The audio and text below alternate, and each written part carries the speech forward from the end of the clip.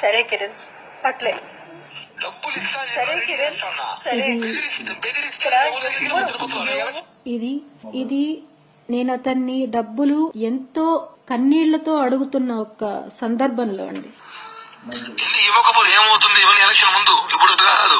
సరే కిరణ్ అట్లే డబ్బులు ఇస్తాను. సరే కిరణ్ సరే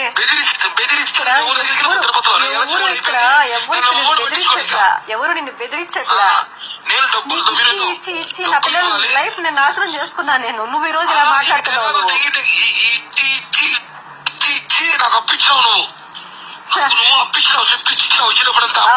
కిరణ్ రాయల్ ఇది నీకు అప్పిస్తున్నావు, తిరిగి ఇవాళ చెప్పున్నావా?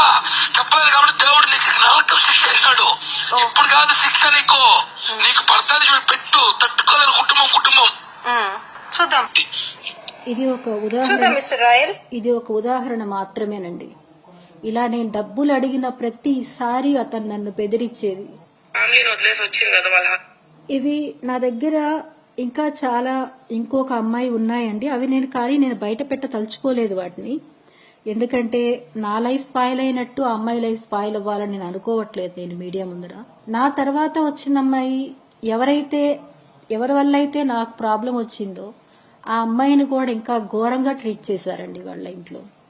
ఇతను ఫ్యాక్ట్ గా చెప్పాలంటే డబ్బులు ఉన్నంత వరకు వాళ్ళతో ఉంటాడండి. ఇతను డబ్బులు అయిపోయింది అంటే వాళ్ళని ఏదో ఒక సాకు చెప్పి వదిలించుకొని ఇంకో కొత్త అమ్మాయిని చూసుకోవడం అతను ఒక నేచర్ అంతే. మానస అనే అమ్మాయి లైఫ్ నే స్పాయిల్ చేశాడు. ఆ అమ్మాయి బిడ్డను కూడా ఆ అమ్మాయికి దూరం చేశాడు.